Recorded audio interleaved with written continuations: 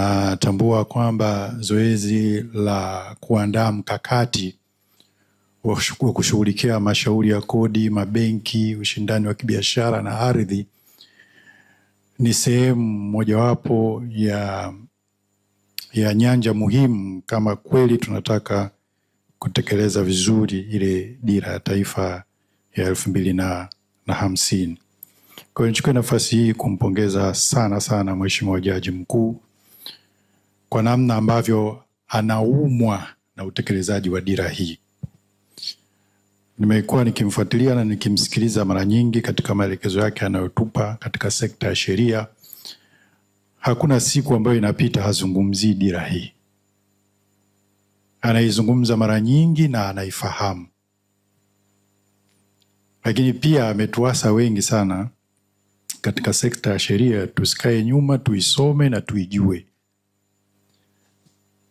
Lakini sio tu kuisoma na kuijua na kuingiza katika mipango yetu, mikakati kushabihisha ule mpango mkuu.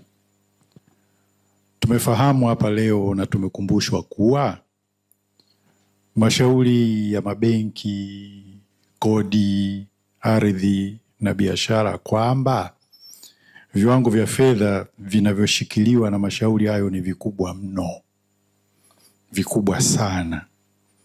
Na vinaweza kuwa na athari ya moja kwa moja kwenye utekelezaji wa dira ya maendeleo ya taifa ya 2050 inayolenga kulifikisha taifa kwenye uchumi wa juu wa kati.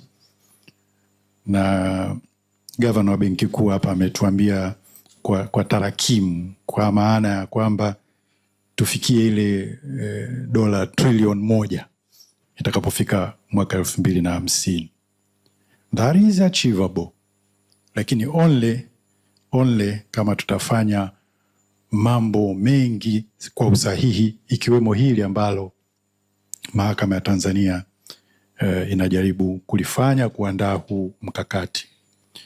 Kwa hiyo sisi kama ofisi ya mwanasheria mkuu wa serikali, kwanza tunashukuru kwa kualikwa hapa leo, lakini nimeyasikia maoni mengi ya wadau pamoja na speech aliyoitoa mwenyewe Mheshimiwa Jaji Mkuu, lakini na kaimu jaji kiongozi pale wakati tunafungua.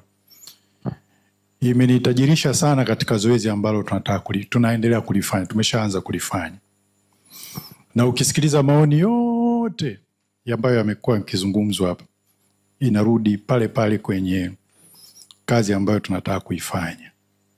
Pamoja na mambo mengine yafanyike, lakini hiyo kazi ambayo tunataka kuifanya ni muhimu sana.